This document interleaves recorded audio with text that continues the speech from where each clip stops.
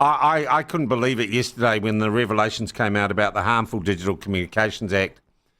I'm trying to figure out what's going on there with me, and it's being used to silence me. And it is a very problematic piece of legislation. It was meant to, well, actually, we've got an expert. We've got an expert who's going to talk about this. He's from the Free Speech Union. He's a lawyer. He's been on the program lots before. And strangely enough, helping me out with some issues. We're joined by lawyer Stephen Frank. Stephen, good morning to you. Good morning, Sean. Boy, isn't it a funny old world? The Harmful Digital Communications Act back in the headlines. And clearly has been used, from what I'm reading about this matter, not to protect people against bullies, but used by bullies to protect themselves against those they are bullying, against their victims. Interestingly, I haven't yet come across a case where it's been used to protect against bullies. It's every case that we've come across has been bullies using it to bully people who are trying to call them out with the truth. I mean, Dudmere and Lower Hutt, MFAT officials used it against Israelis who were demanding to know why we were paying millions to UNRWA. The online pornographers. Exactly. Yeah. Stooges of the People's Republic of China attacking truthful reporting on. Now, what this woman did, and God, imagine the position she's in, Stephen. She has got a serious allegations against one of the top police officers in the land. So she writes letters to people to try and draw attention to the matter, and she uses email. And that is enough to trigger the HDCA? Yeah, the definition of post is any information, whether truthful or untruthful, that actually got that there, that is sent by electronic communication. And that triggers what penalty? Because I thought, and I imagine I'm going to learn a lot more about the HDCA in the days ahead because of my involvement with it now.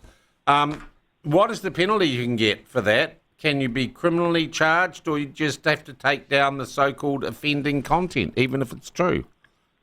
The main practical penalty is the process. It's really expensive.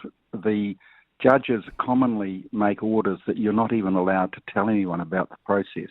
Yeah, I may have breached that on my one already, Stephen. Oh, dear. I know.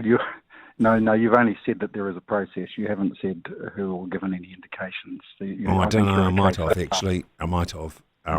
Geez, I'm in trouble. Anyway, that's just more money for you. This woman does everything right, and she finds the police themselves are using the HDCA. Yep.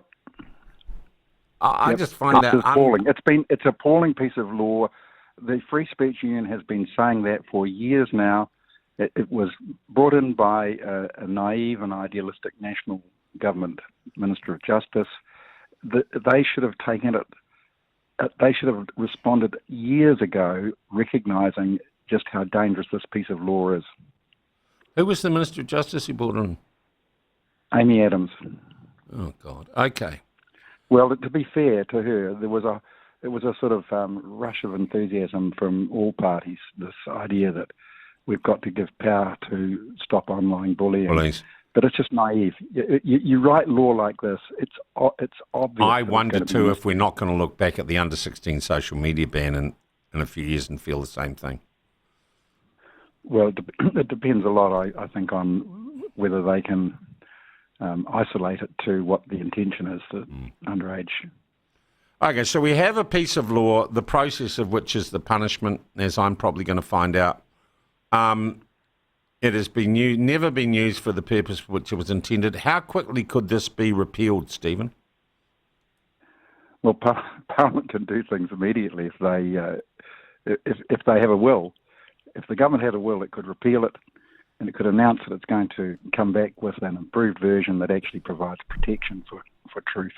The key problem is it just doesn't have any regard for the fact that reputations and ordinary people's ability to point out when someone's hypocritical, when someone's been evil to them, is a vital part of any healthy society. You need call-outs.